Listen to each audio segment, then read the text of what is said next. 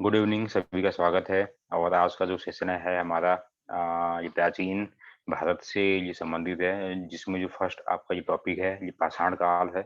तो इसके बारे में बेहद इम्पोर्टेंट ये चीज़ों को हम जानेंगे सूक्ष्म में। ठीक है, हालांकि आप सभी जानते हैं कि पीसीएस का सिलेबस आप लोगों ने देखा होगा उत्तराखंड का, उसमें ये पाषाण काल का ये नाम उसमें नहीं है। लेकिन लेकिन फिर भी अब ये हिस्ट्री का ये पार्ट है, हो सकता है कि आपके आने वाले एग्जामों में समूह में, पुलिस में, पटवारी में, अन्य एग्जामों में ये कहीं पे दिया जा सकता है। ठीक है, तो अब चलिए सेशन को मैं इसी टॉपिक से आपको समझाऊंगा। देखिए, ये पाषाण काल है, ठीक है, यानी कि इसे जो है स्टोन एज के नाम से भी जाना जाता है। ठीक है, तो कभी कभी सवालों में दे दिया जा सकता है कि स्टोन एज के नाम से किस काल को जाना जाता है, तो वो है पाषाण काल। ठीक है, और ये जो है पाषाण काल के अध्ययन को ये पूरा तत्व शास्त्र के ये विषय के रूप में माना जाता है। ठीक है, तो ये चीजें ध्यान में रखिएगा। और ये पुरातत्व अंग्रेजी ये जो है भाषा के ये आर्कियोलॉजी शब्द से हिंदी में क्या हुआ है, ये ट्रांसफर हुआ है। ठीक है, और आर्कियोलॉजी का मतलब होता है आर्कियस लोगस। ठीक है, और उसका ये मीनिंग है प्राचीन, और लोगस का मतलब होता है ज्ञान। ठीक है, तो जिसमें भी लास्ट में अगर लोजी शब्द ये लगा होगा तो इसका जो ये मीनिंग होती है ये होती है लोगस होती है, और उस भाषा में इसे कहा जाता है ज्ञान। ठीक है, इतनी चीजें सभी लोग ध्यान में रखेंगे।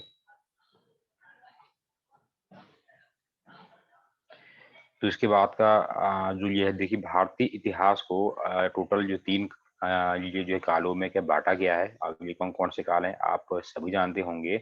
एक है आपका जो फर्स्ट है ये है प्रागैतिहासिक काल। देखिए उत्तराखंड की हिस्ट्री को जब देखा था हमने, उसमें भी इसी प्रकार के जो है उसके यानी कि उत्तराखंड के इतिहास को ये वहां पर भी बांटा गया था। ठीक है, तो ठीक वैसा ही स्वरूप आपको यहाँ पर भी देखने के लिए प्राप्त होगा।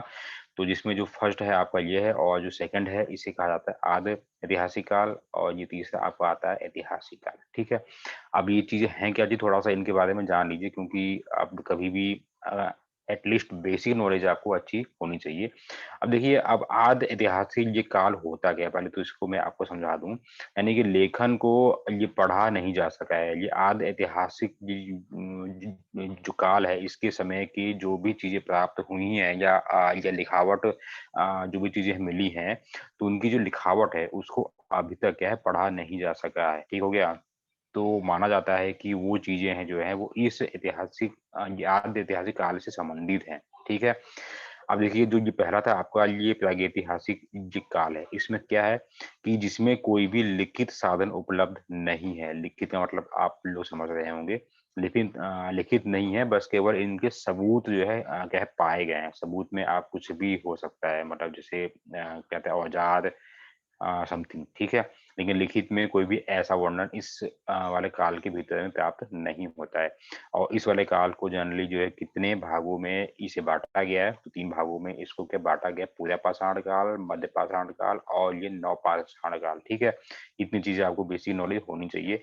आगे देखिए, अब इसी के भीतर में हम थोड़ा सा अब यहाँ पर देख लेते हैं। अगर ये पूरे पाषाण काल की अगर बात होती है, तो आदि ये मानव के विकास के ही काल को जो है पूरा पाषाण काल के अंतर्गत में रखा गया, जिस समय यानी कि ये आदि मानव का जो संपूर्ण वो विकास हुआ है, तो वो जो सारा काल है उसे क्या है, उसे उसे इस काल के भीतर में रखा गया, जिसे कहा जाता है ये पूरा पाषाण काल। ठीक हो गया, और इस समय जो ये मुख्य जो आधार था वो था आपका शिकार करना। ठीक है, आप सभी जानते होंगे कि जो आदि मानव की का जो सिस्टम रहा है, तो जैसे जैसे उनके ज्ञान में वृद्धि होती रही, तो वैसे वैसे इन्होंने ये क्या किया, शिकार करना भी शुरू जो है कर दिया। और उसके बाद में धीरे धीरे जो है आग का आविष्कार भी शुरू हुआ। ठीक है, तो ये इसके अंतर्गत में आती हैं।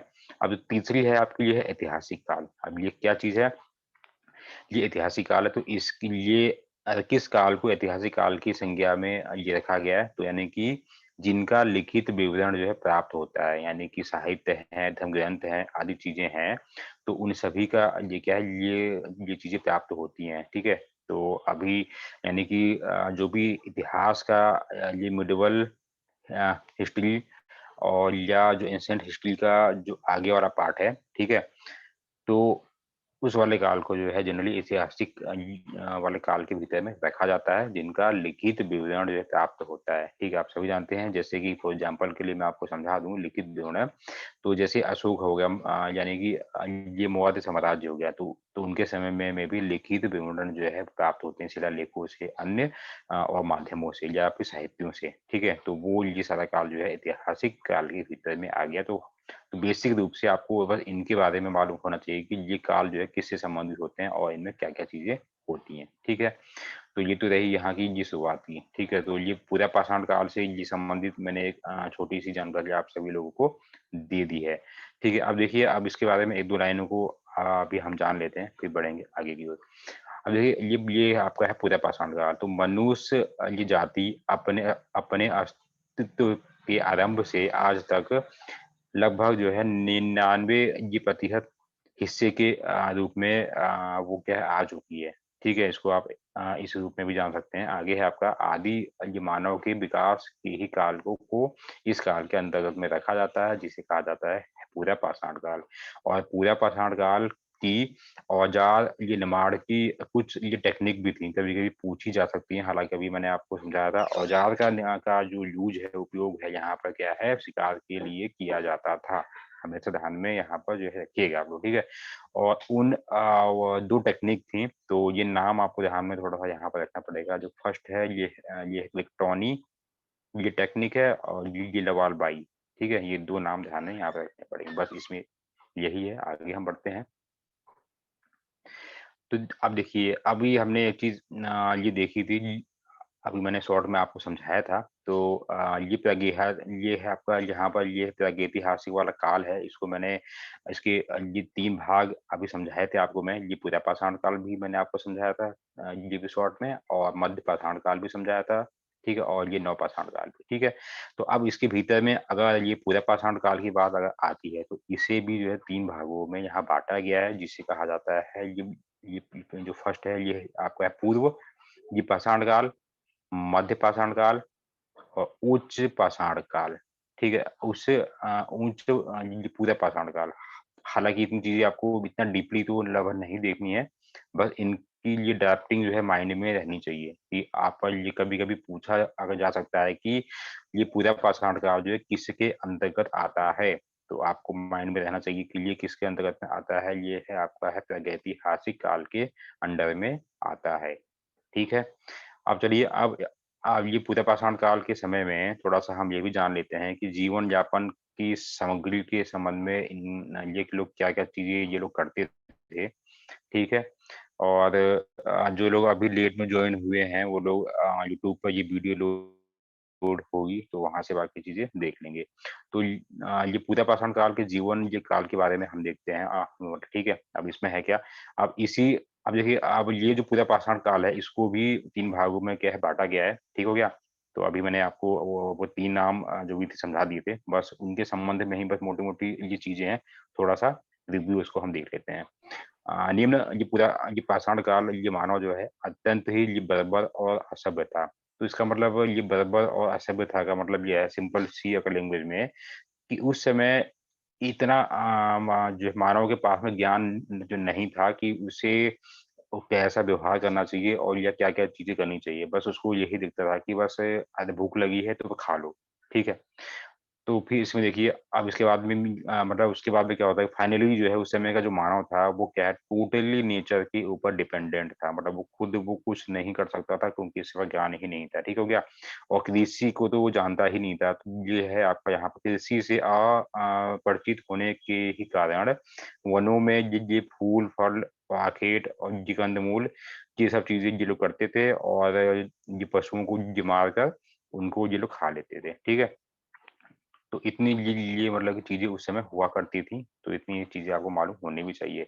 अब देखिए, इसी में एक चीज़ जहाँ पर आती है कि उस समय का जो मानव था, ठीक है? तो वो आखेटक, शिकार करने वाला और खाद्य संग्राहक था। मतलब उसको कुछ भी चीज़ें अगर मिल जाती थी, तो वो खाता भी था और उसको जो है क्या है उसको जो बचा भी लेता था, ठीक है? बाद में मतलब खाने के लिए। आगे हम बढ़ते हैं, तो निम्न ये पूरा पाषाण काल में ये पशु ये पालन की शुरुआत जो है वो नहीं हुई थी। हालाँकि उस समय कोई ऐसा ये ज्ञान जो है आदि मानव के पास में नहीं था। लेकिन अगर इस काल की हम बात करेंगे तो इस वाले काल में मानव को अग्नि का ज्ञान हो चुका था। लेकिन अग्नि का भी विधिवत जो है वह ज्ञान जो है नहीं हुआ था। धीरे-धीरे इसकी शुरुआत होने लगी थी। ठीक हो गया? तो इतनी चीज़ें आप लोग ध्यान में रखना। चलिए आगे हम अब देखते हैं।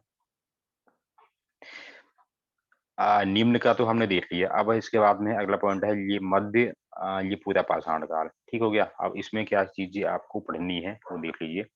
अब देखिए इसी युग को जो है एक औद्योगिक युग के नाम से भी जाना जाता है। ये हम किनके बारे में अभी चर्चा कर रहे हैं, ये पूरा पाषाण काल के जो 3 भाग हैं, निम्न, मध्य और उच्च, तो ये मध्य की बात यहाँ पर हो रही है। तो इसे औद्योगिक युग के नाम से भी जाना जाता था। क्यों? क्योंकि देखिए उद्योग ये पत्थर की सल्क की ये बनी वस्तुओं का ये होता था, ठीक हो गया? और मुख्य उपकरण जो हैं वो सल्क के ही बने हुए होते थे और ये विभिन्न प्रकार के हुआ करते थे, फलक, बेदनी, छेदनी, सुदनी। मतलब ये था औद्योगिक युग का मतलब ये नहीं था कि वो जो व्यापार में वो लग गए थे। इसका मतलब ये था कि उस समय पशुओं को मारने के लिए ये जिन औज़ारों का निर्माण करते थे, बनाते थे, तो ये एक-दूसरे को ये क्या करते थे, शेयर करते थे, देते थे और जो उनके पास जो चीज़ें अच्छी होती थी, उनसे लेते थे। तो जनरली जो है मतलब कि आप कह सकते हैं कि बिज़नेस की शुरुआत भी इस रूप में हुई थी, जिसे जो है औद्योगिक युग के रूप में जाना जाता है। ठीक है? तो ये चीज़ें आपको समझ में आ गई होंगी। अब जो आपका तीसरा आता है ये पूरा पाषाण काल में, इसे कहते हैं उच्च ये पूरा पाषाण काल। अब इसमें क्या होता है, अब ये तीसरी वाली चीज़ों को हम देखते हैं। तो मानव विकास की दृष्टि से यह सबसे महत्वपूर्ण वाला ये काल माना जाता है और इसी समय में ये मक उद्योगों की स्थापना और आधुनिक वाला मानव होमो सेपियंस का की शुरुआत हुई। मतलब यहाँ तक इस काल तक ये जो मानव था आते-आते वो एक स्वाभाविक रूप से यानी कि अभी वर्तमान के जो मानव के ही जैसे इसका व्यवहार जो है वो होने वो लगा था, यानी कि मानव जो है ज्ञानी होने जो लगा था, ठीक हो गया? और देखिए हम सभी क्या हैं कि हमारा भी हम सब ये देखिए मानव हैं, होमो सेपियंस और आप सभी जानते हैं कि जितने भी आदि मानव हुए हैं, उन सब में सबसे होशियार जो है वो होमो सेपियंस को ही माना गया है, ठीक है ना? तो यहाँ से इसकी शुरुआत हो जाती है, तो ये काल आपको ध्यान में रखना पड़ेगा और इस काल का अगर प्रमुख उपकरण की हम बात करें, तो ये होता था ये ब्लेड। ये आधुनिक वाला ब्लेड नहीं मतलब ये पत्थरों से ये बनाया हुआ ये जैसे फलक जो है ना, आप लोगों ने वो देखा होगा ये वो कुल्हाड़ी में वो लगाते हैं फलक होता है। तो बिल्कुल उसके ही जैसा ये मतलब उस समय जो ये क्या होता था बना हुआ, ये ब्लेड जो है हुआ करता था, जिससे ये आखेट या शिकार ये लोग करते थे। ठीक है? अब देखिए अब इसमें एक चीज़ और होती है अब उच्च ये जो है पूर्वापाषाण काल में एक चीज़ और यहाँ पे आती है कि इस काल के उपकरणों में यांत्रिक प्रणाली का समावेश जो है ये होता था, ठीक हो गया? और अब यह लोग ये लीवर के माध्यम से फलों को फेंकने की ये विद्या जो है जान भी चुके थे। मतलब इस वर्ड का क्या मतलब होता है? जो अभी यहाँ पर ये लिखा था, ये जो सिस्टम लिखा है इसका मतलब होता है क्या मैकेनिकली मतलब ठीक हो गया ना? मतलब कि जो है जो खुद ही सब वो चीज़ों को ये क्या करना डिलीवर करना है मतलब कि उनके जो है मेरे के मतलब जो भी सिस्टम है उसको और अच्छे वो ढंग से मैकेनिकली मतलब उसको सही करना, ठीक है? तो इस सिस्टम की भी शुरुआत जो है इस वाले जी पचास इस वाले ये जो है काल में इसकी शुरुआत हो चुकी थी और एक चीज़ और इम्पोर्टेंट है, इस ये काल के उपकरणों में सबसे महत्वपूर्ण जो आविष्कार है, ये 2 चीज़ें आप लोग को ध्यान में रखिएगा आप लोग, एक है धनुष और दूसरा है ये बाण, ठीक है? तो यहीं से इसकी शुरुआत मानी ये लगभग जाती है और आगे की रूपरेखा में यही जो है ये प्रमुख औज़ार के रूप में हाथों में सबके लिए आ जाता है, ठीक है? हालाँकि ये धनुष और ये बाण वर्तमान के धनुष और बाण के समान तो नहीं था। आप कह सकते हैं कि उस समय जो है काम चलाऊ दोस्ता थी ये, ठीक है? तो के माध्यम से ये अपने आप को दूसरे से सुरक्षित और शिकार में इन चीज़ों का यूज़ ये लोग करते थे, ठीक हो गया? तो ये मध्य पाषाण काल का जो अपनी एक हमें छोटा-सा रिव्यू वो देखा था, तो उसमें इस वाले पोर्शन में और तो ऐसा कुछ खास है नहीं, ठीक है। चलिए इसमें कुछ और, हाँ, एक चीज़ और है इम्पोर्टेंट है कि छोटे जानवरों के लिए लघु पाषाण काल उपकरणों का जो है यहाँ पर शुरुआत होती है। मध्य पाषाण काल की हम यहाँ बात करेंगे, तो यहाँ पर होता क्या है, ठीक है। अब देखिए, अब ये जो टॉपिक था आपका, एक बार फिर से ये समझ लीजिए कि ये टॉपिक कौन सा। देखिए अभी हमने जो पहला टॉपिक देखा था, अच्छे से समझ लो, वो देखा था ये पूरा पाषाण काल, ठीक है ना, पाषाण काल। और इसके ये 3 भाग जो बताए थे मैंने, अब वो 3 भाग जो है कौन-कौन से हैं, ज़रा एक बार, और ये मैंने आपको समझा भी दिए हैं, तो उन तीनों के नाम एक बार लिख कर मुझे बता दीजिए। ठीक है, अब इसी जो है पूरा पाषाण के बाद में दूसरा जो आता है, मध्य पाषाण काल आता है, ठीक हो गया? इसके बाद जो इसके बाद में जो आएगा, उसे कहा जाएगा नव नव पाषाण काल, ठीक है ना? चलिए, तो यानी कि हम अब देख रहे हैं, ये मध्य पाषाण काल को हम देख रहे हैं, तो इसके बारे में हम जानते हैं।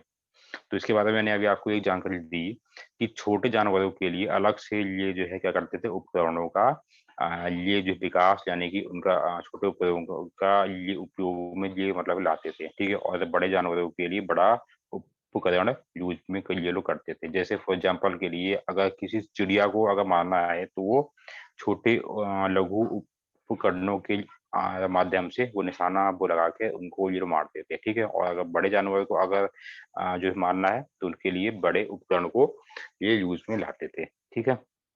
तो इतनी चीज़ें आपको ध्यान में यहाँ पर रखनी होंगी। चलिए आगे हम अब बढ़ते हैं। अब एक चीज़ और इसमें इम्पोर्टेंट आती है, ये है आपकी भारत में ये आपका ये मानव अस्थिपंजर सर्वप्रथम जो है हम ये इसी काल में ही देखने के लिए प्राप्त होता है। तो ये चीज़ें, जो चीज़ें आपको मैं समझाता हूँ, बस इन्हीं चीज़ों को अगर आप लोग लगभग देख लोगे, तो बाकी चीज़ें आप लोगों को देखने की आवश्यकता नहीं है। अब देखिए थोड़ी-सी जीवन पद्धति के बारे में अगर हम जान लें, तो मध्यकालीन ये पाषाणकालीन का जो मानव था, ठीक है? इसका जो जीवन था, वो जो है पूरा पाषाण कालीन के मनुष्यों की अपेक्षा कुछ वो जो है भिन्न था। मतलब जो पहले के जो लोग थे, उनका रहन-सहन अलग था, फिर इनके बाद के जो ये लोग आए, तो इनका रहन-सहन कुछ अलग हो गया। मतलब अब ये लोग जो है शिकार पर ही निर्भर होते गए, ठीक हो गया? और उसके बाद में ये क्या करते हैं कि इसी वाले काल में ये जो है गाय, बैल, भैंस, बकरी, जंगली घोड़े और ये भैंसे आदि का ये शिकार ये करने ये लगे थे। और अगर इसी के अंतिम अगर चरण में हम अगर जाएँगे, ठीक है? ये किसकी बात हो रही है?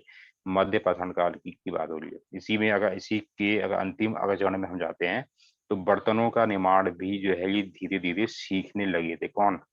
आदि मानव, ठीक है? क्योंकि उस समय के अगर अगर मनुष्यों को हम अगर नाम लेंगे, तो आदि मानव के नाम से ही लेंगे, ठीक है? अब तीसरा पार्ट आपका आता है नवपाषाण काल, ठीक है? हालाँकि आप सभी लोगों ने ये चीज़ें सब लोग जानते होंगे, तो इसमें कुछ ऐसा नया नहीं है। बस जो-जो इसमें चीज़ें बारीकी हैं, उन्हीं सभी को लगभग आपको देखना है, ठीक है? चलिए इस वाले पेज में कुछ खास नहीं है। अगला पेज हम लेते हैं। अब देखिए पाषाण काल की बात मतलब होती है, तो देखिए ये जो है मानव विकास के इतिहास में नवपाषाण काल सबसे महत्वपूर्ण और क्रांतिकारी वाला काल था।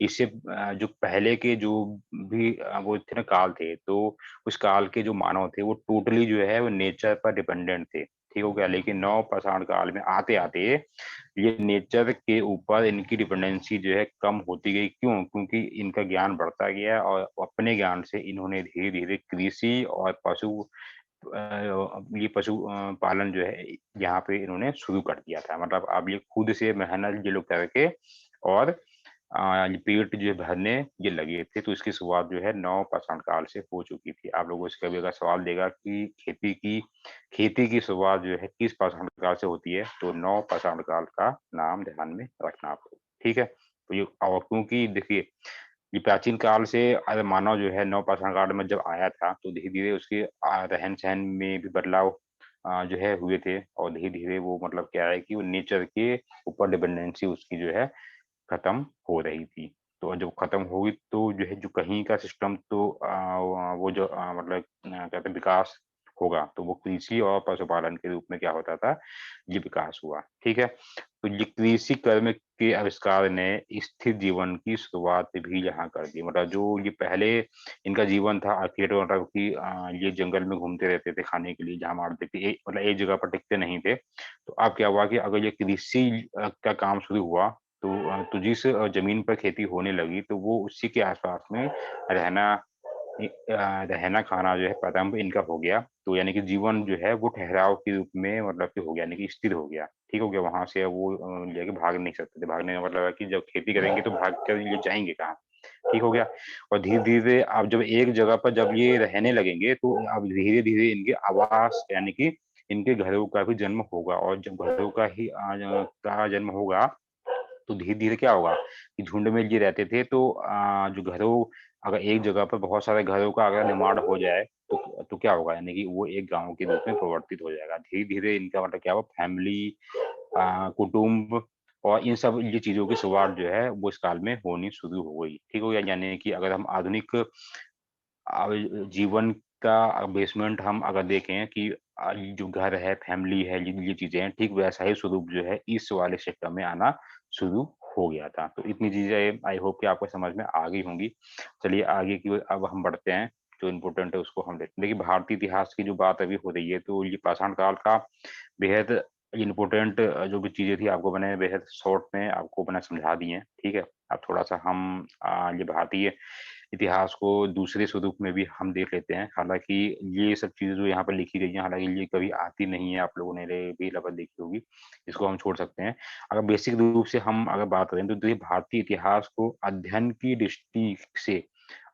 दृष्टि से 3 भागों में जो है यहाँ बाँटा गया है। लेकिन अगर अगर यहाँ पे अध्ययन वर्ड अगर हम हटा दें, तो भारतीय इतिहास की अगर बात होती है, तो उसको 3 भागों में बाँटा गया है, जो कि मैंने अभी आपको शुरुआत में समझा दिया। अगर बात आती है इस अध्ययन की सुविधा के हिसाब से, 3 भाग ये नए हैं। ये आपका है प्राचीन भारत, मध्यकालीन भारत और आधुनिक भारत, ठीक है? यानी कि ये स्टडी रिलेटेड ये भाग हैं। तो यहाँ से इसकी शुरुआत होती है। तो ये प्राचीन इतिहास की शुरुआत ही वहीं से होती है। कहाँ से? पाषाण काल से, ठीक हो गया? तो चलिए, अब देखिए सबसे पहले एक चीज़ इसमें ध्यान में ये भी रखना है कि इतिहास को ये 3 भागों में ये बाँटने का श्रेय जो है, ये किस आदमी को जाता है, तो ये एक इतिहासकार हैं। अब देखिए इतिहास की बात हो रही है, तो इसमें इतिहासकार ही होगा, कोई ये भौतिकी या कोई ऐसा डॉक्टर नहीं होगा, ठीक है? तो ये है क्रिप्टोप्स सेलियस। तो इन्होंने इतिहास को 3 भागों में क्या किया, ये बाँटा था। अच्छा, अभी मैंने आप लोगों से सवाल भी मैंने पूछा था, ठीक हो गया। उसका आंसर भी फाइनल आया नहीं है। तो चलिए आगे हम बढ़ते हैं। अब देखिए, अब ये प्राचीन इतिहास के कुछ स्रोतों के बारे में हम जान लेते हैं, ठीक है? देखिए मैंने इतिहास, जब उत्तराखंड इतिहास की भी जानकारी आपको दी थी, तो मैंने आपको उत्तराखंड के इतिहास के स्रोतों की जानकारी भी अच्छे से दी थी, वाली पीडीएफ आपकी इसमें भी होगी। नहीं है तो ये ग्रुप में होगी, वहाँ से आप लोग फिर से देख सकते हैं। तो ठीक वैसा ही स्वरूप जो है ये भारतीय इतिहास में भी देखने को मिलता है, यानी कि प्राचीन भारत के इतिहास के स्रोत हैं। हालाँकि हमें ये तो मालूम हो कि ये स्रोत हैं कौन-कौन से, और ये इन्हीं स्रोतों से संबंधित भी बहुत सारे सवाल एग्ज़ामों में आ जाते हैं, ठीक है? अब ये स्रोत जो हैं ये जनरली जो है इनको 4 रूपों में बाँटा गया है। पहला है धर्म ग्रंथ, ठीक है? दूसरा है ऐतिहासिक ग्रंथ, तीसरा है विदेशियों का विवरण, जो विदेशी विज़िट करने के लिए इंडिया में आए हैं या रहे थे या राजदूत के रूप में भी रहे थे। उन्होंने भारत की जानकारी जो मतलब जो भी लिखी है, ठीक है? तो वहाँ से भी ये प्राचीन भारत की जानकारी प्राप्त होती है। और चौथा है आपका है ये पुरातत्व संबंधित साक्ष्य, यानी कि जो कि ये उपकरणों के और ये सिक्कों में या फिर शिलालेखों के माध्यम से प्राप्त होते हैं, ठीक है? तो चलिए शुरुआत यहाँ से होती है। तो भारत का सर्वप्राचीन जो ग्रंथ है वो है जो भी कहते हैं ग्रंथ है या धर्म ग्रंथ है, वो जो है वेदों को ही माना गया है, ठीक हो गया? और वेद जो है कितने होते हैं, ज़रा एक बार मुझे आंसर दीजिए। 2 हैं, 4 हैं, 5 हैं, 10 हैं। और वेदों को संकलन जो भी करने वाले जो व्यक्ति हैं कौन थे, उनका नाम है महर्षि जी कृष्ण द्वैपायन वेद व्यास, और शॉर्ट में जो है वेद व्यास के नाम से जाना जाता है, ठीक है? तो वेद व्यास का नाम आप ध्यान में रखेंगे, ये इम्पोर्टेंट है, ठीक है? आप देखिए ये वेदों की संख्या जो है वो 4 है, ठीक है? और इन सभी वेदों को अगर एक लैंग्वेज में अगर कहा जाए तो इन सभी वेदों को संहिता के नाम से जाना जाता है। कभी आपसे ये भी हिस्ट्री में सवाल अगर ये यहाँ पर दे दे कि चारों वेदों को एक निम्नलिखित में से किस नाम से जाना जाता है, तो संहिता। ठीक है, चलिए अब बात आती है ये वेदों की, तो ऋग्वेद के बारे में हम देख लेते हैं। और ये जो वेद ऐसा है, भारत का ही नहीं, इसे जो प्राचीन सॉरी इसी विश्व का भी जो पहला वेद माना जाता है। ठीक है, और ये ऋचाओं की क्रमबद्ध विज्ञान के का जो कलेक्शन है उसे ही जो है ऋग्वेद के नाम से जाना जाता है। ठीक है, यानी कि उसमें जो है जो ऋचाओं का वो लिखा गया है, व्याख्या यहाँ पर मतलब कि जो है यहाँ पर हुई है। मतलब ऋचाओं को एक मैं एक दूसरे लैंग्वेज में समझाऊँगा तो मान लीजिए कि ये कुछ लिखा गया है, ठीक हो गया? या क्रमबद्ध यहाँ पर जो है किसी चीज़ की रचना से संबंधित यहाँ बातें जो भी लिखी गई हैं, ठीक हो गया? तो इन्हीं सभी बातों को संपूर्ण रूप से क्या है कि ऋग्वेद की संज्ञा जो है लगभग दी गई है, ठीक है? और जिसमें क्या है कि टोटल 10 मंडल हैं और 1028 क्या है सूक्त हैं, ठीक हो गया? तो ये भी ध्यान में आपको यहाँ पर रखना पड़ेगा, ठीक है? चलिए आगे बढ़ते हैं। देखिए इस वेद के ऋचाओं को जो पढ़ने वाले जो ऋषि हैं, ठीक है? तो उन्हें जो है होत के नाम से जाना जाता है। ये सवालों में कई बार आया है कि होत जो है ये क्या होते हैं या फिर इन ऋचाओं को पढ़ने वाले ऋषि को किस नाम से जाना जाता है, ठीक है? अगला है आपका देखो विश्वामित्र के ये द्वारा जो है ऋग्वेद के ये तीसरा मंडल जो कि सूर्य देवता सावित्री को समर्पित गायत्री ये जो है मंत्र है। तो ये भी सवाल आ चुका है कि ये मंत्र जो है किससे संबंधित है? तो ऋग्वेद से ये क्या है ये आपका यहाँ पर संबंधित है और ये किस ये मंडल से संबंधित है? तो यह जो है ऋग्वेद के तीसरे मंडल से संबंधित है और टोटल मंडलों की संख्या लगभग 10 है। आप लोगों ने 1 से ये 10 तक सभी ने लगभग मतलब जाने सभी लोग जानते होंगे इसको। जरा एक बार मुझे आंसर दीजिए कि 10वें मंडल में क्या वर्णित है? ठीक है।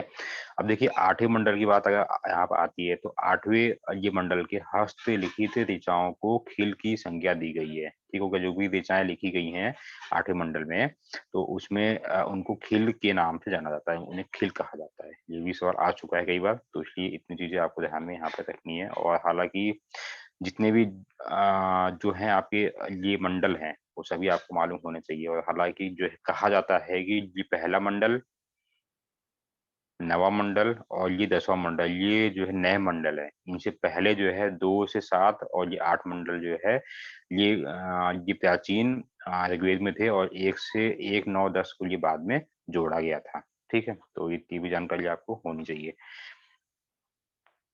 अब देखिए, अब एक चीज़ और यहाँ पर जो है जो भी आता है अधन्य, ठीक है? तो इस शब्द का संबंध जो है क्या है गाय से है, ठीक हो गया? और ऋग्वेद में ही वर्णित है कि गाय को मारना वो क्या पाप है, ठीक है? तो इतनी चीज़ें भी ध्यान में आप लोग रखिएगा। अब देखिए यहाँ पे एक चीज़ मैं आपको और समझाता हूँ, जो कि यहाँ पे ये इम्पोर्टेंट है। ऋग्वेद में जो है क्या है कि इंद्र के लिए अब ये लाइन अच्छे से यहाँ पर आप लोगों को लगभग देखनी होगी कि ऋग्वेद में जो है इंद्र के लिए लगभग टोटल 250 और अग्नि के लिए 200 ऋचाओं की यहाँ पे रचना हुई है, ठीक है? और यहाँ से कभी-कभी सवाल भी आ जाता है कि प्रमुख देवता जो है ऋग्वेद के जो है जो कौन है या किसे माना जाता है? तो वो है इंद्र हैं क्योंकि सबसे ज़्यादा जो है ऋचाएँ इन्हीं की हैं, तो इतनी चीज़ें आपको ध्यान में जो है रखनी पड़ेंगी। अगर इसको नहीं देखोगे तो फिर ये चीज़ें लगभग छूट जाएँगी, ठीक हो गया?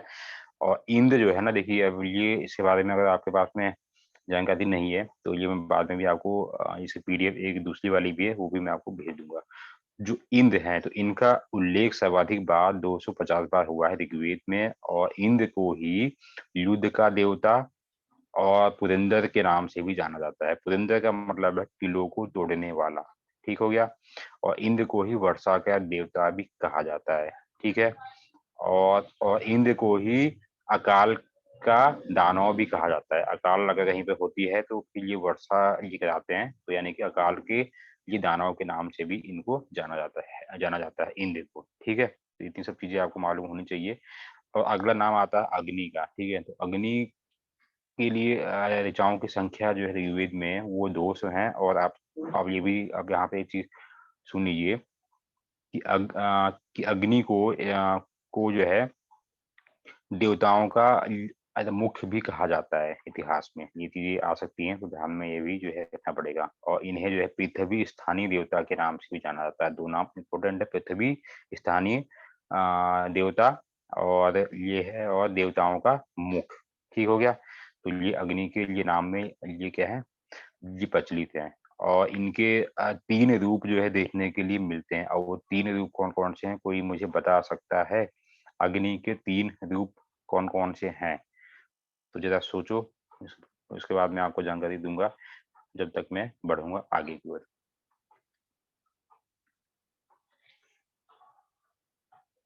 अग्नि के ये तीन वेद, ये तीन रूप कौन कौन से हैं?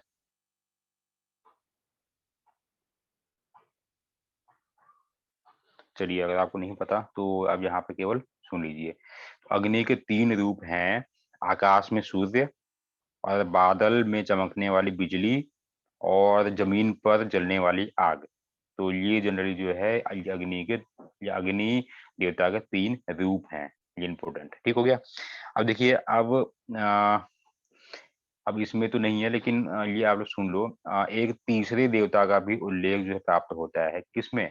तीसरे देवता का उल्लेख जो है ऋग्वेद में ही प्राप्त होता है, जिन्हें कहा जाता है वरुण। और ये इंपॉर्टेंट है, वरुण। ठीक है। दोबारा बता दीजिए। अच्छा, दोबारा क्या चीज? मैं अभी वरुण पे था। तो वरुण को आकाश स्थानीय देवता के नाम से भी जाना जाता है। ठीक है। तो ये इंपॉर्टेंट है वरुण के लिए। इनका भी वर्णन ऋग्वेद में देखने के लिए मिलता है। ठीक है। अच्छा, अग्नि के तीन जो रूप हैं वो आप लोग फिर से यहाँ पर सुन लीजिए। आकाश में सूर्य, और बादल में चमकने वाली बिजली, और तीसरा है आपका धरातल पर जलने वाली अग्नि। तो ये इनके तीन स्वरूप हैं, और आप लोगों ने ये तीन स्वरूप आप सभी ने देखे हैं। तो मेरे ख्याल से अब याद करने वाली जैसी अब इसमें कोई चीज नहीं है। ठीक है। तो ये वरुण जी देवता का भी आपको मैंने समझा दिया। ठीक हो गया, कोई दिक्कत तो नहीं है इसमें आई थिंक। जल्दी से बताओ।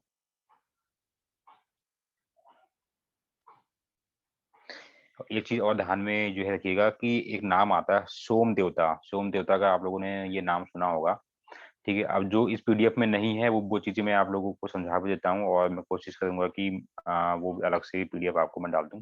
ठीक है। जो वो ये मुझे जहाँ से याद है कि सोम देवता का नाम आप लोगों ने सुना होगा। आप लोग जानते होंगे, अगर जो आर्यों का नाम सुना होगा कि आर्यों का सबसे प्रिय जो पेय पदार्थ था वो था सोम रस। ठीक हो गया। जो कि क्या है, सोम नामक वनस्पति से तैयार किया जाता था। और सोम देवता को जो है किस नाम से जाना जाता है? सोम देवता को चंद्रमा का स्वामी और रोहिणी का पति, इस नाम से जाना जाता है। ठीक हो गया। और ये सोम का नाम इसलिए मैंने यहाँ पर लिया है क्योंकि देखिए, नवा जो मंडल है आपका वो सोम देवता को समर्पित है। ठीक है ना? क्लियर है सभी को? इसलिए मैंने यहाँ पर लिया है सोम। नवा मंडल जो ऋग्वेद का है वो सोम देवता को समर्पित है। और सोम देवता जो है को ही चंद्रमा का स्वामी और रोहिणी का पति इनको जो कहा जाता है। चलिए, अब मैं बढ़ूं आगे की ओर। तो इतनी चीज आप लोग लगभग समझ ही होंगे। यजुर्वेद की बात हम करेंगे तो अब इसमें से क्या क्या चीजें यहाँ पर इम्पोर्टेंट है, बस ये लाइन नीचे वाली जो जो भी point है यहाँ पे बेहद इम्पोर्टेंट है। क्या है कि यह एक जो है ऐसा वेद है जिसकी रचना गद और पद दोनों में ही हुई है। तो कोई दिक्कत इसमें अब नहीं होगी। ठीक है। अगला है सामवेद। अब इसमें क्या चीजें आपको समझनी है कि साम का मतलब होता है गान। ठीक हो गया। और भारतीय संगीत का जनक भी इसी वेद से ही निकला है, और इसी वेद को ही जो है भारतीय संगीत का जनक भी कहा जाता है। तो इसमें केवल इतनी ही चीजें आपको माइंड में रखनी है। तीसरा आपका आता है, ये आता है अथर्ववेद। ठीक हो गया। तो अब ये क्या है, ये अथर्वा ऋषि के ये द्वारा जो है इस वेद की रचना हुई है, तो इसलिए इनके ही ये नाम पर ये रखा गया है। ठीक हो गया। और अथर्ववेद जो है ये कन्याओं के जन्म की निंदा भी करता है। तो यह वेद जो है ऐसा वेद है कि इसमें ये लिखा गया है कि कई कन्याओं का जन्म जो है वो निंदा स्वरूप है। ठीक हो गया। अब उस समय लिखने वाले लोग महान थे क्या थे मुझे नहीं पता, लेकिन जो है लिखा है वो चीजें हमें क्या है फिलहाल इसको मतलब देखनी है। चलिए आगे हम बढ़ते हैं, और तो इसमें कुछ इम्पोर्टेंट है नहीं। अच्छा, एक चीज़ और देखिए, ये अर्थवेद में ये क्या है कि जो है परीक्षित को ये कुरुओं का राजा भी कहा गया है। ठीक हो गया? तो ये बस एक लाइन इसमें केवल इम्पोर्टेंट है, बस और इसमें कुछ नहीं है। अगली ओर हम बढ़ते हैं। इसमें देखिए एक सबसे इम्पोर्टेंट जो चीज़ आती है कि इसमें सभा एवं समिति को ये क्या प्रजापति की 2 बेटियों के नाम से ये बेटियों के ये नाम